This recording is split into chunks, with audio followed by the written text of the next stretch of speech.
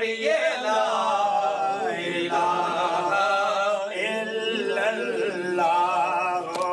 ला इलाहा इल्लल्लाह ला इलाहा इल्लल्लाह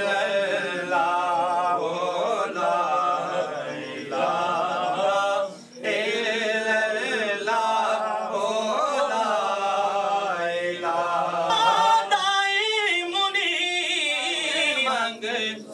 जो कुछ मंगना ने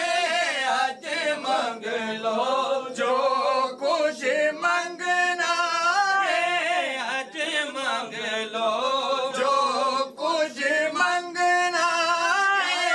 आज मंग लो जो कुछ मंगना है आज मंग लो जो कुछ मंगना लो जो कुछ मंगना